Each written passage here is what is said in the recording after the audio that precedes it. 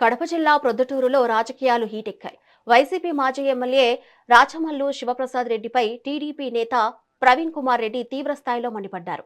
మంత్రి లోకేష్ నిర్వహించిన కార్యకర్తల సమావేశంపై రాచమల్లు చేసిన విమర్శలను ఆయన ఖండించారు. కడప జిల్లాకు స్టీల్ ప్లాంట్లు, దాల్మియా పరిశ్రమలు వస్తూ ఉంటే కొందరికి కడుపు మంటగా ఉందని విమర్శించారు. గత 5 ఏళ్ల పాలనలో జగన్ ఎప్పుడైనా కార్యకర్తల సమావేశం పెట్టారా అని నిలదీశారు. లోకేష్ పై మరోసారి అనుచిత వ్యాఖ్యలు చేస్తే సహించబోమన్నారు. బహిరంగ చర్చకు రావాలని రాచమల్లుకు సవాల్ విసిరారు.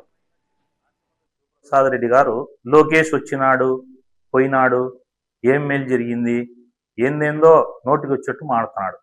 రాచమల్లు ప్రసాద్ రెడ్డి గారికి 2 చెప్తాను. ఫస్ట్ నీ గురించి, అసలుకు నువ్వు రాచమల్లు శివప్రసాద్ రెడ్డి అనే నువ్వు, డబ్బులు కమ్ముడు పోయే నువ్వు, వాయిస్ ఫర్ సేలు, అవినీతి పరునివి, మట్కా, క్రికెట్, గ్యాంబ్లింగు, జూదము, అన్ని అసాంఘిక కార్యక్రమాలు నడిపిన నీచమైన చరిత్ర కలిగిన నువ్వు మా లోకేష్ అన్న గురించి మాట్లాడే స్థాయి నీకు లేదు. గుర్తుపెట్టుకో. ఇన్ని రోజులు నేను ఏనాడు కూడా నిన్ను సంస్కారంగానే మాట్లాడినా. కానీ ఈరోజు నీ ప్రెస్ మీట్ చూసి నేను చెప్తానా, ఈసారి నువ్వు నారా లోకేష్ గారి గురించి, మా అన్న గురించి ప్రెస్సుకొచ్చి ఏదంటే అది మాట్లాడితే అండర్లైన్ చేసుకో, ఒళ్ళు దగ్గర పెట్టుకొని మాట్లాడు.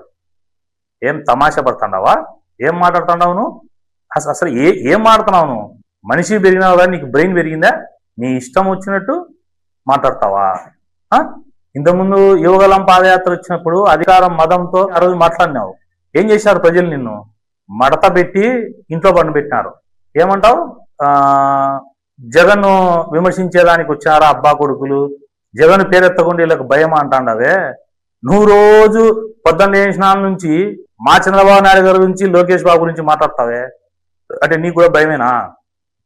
రాజకీయాల్లో చేసింది చెప్పుకుంటారు, తర్వాత ఎదుటి పార్టీ ఎవరైతే అపోనెంట్స్ ఉన్నారో వాళ్ళ యొక్క లోపాలు మాట్లాడతారు.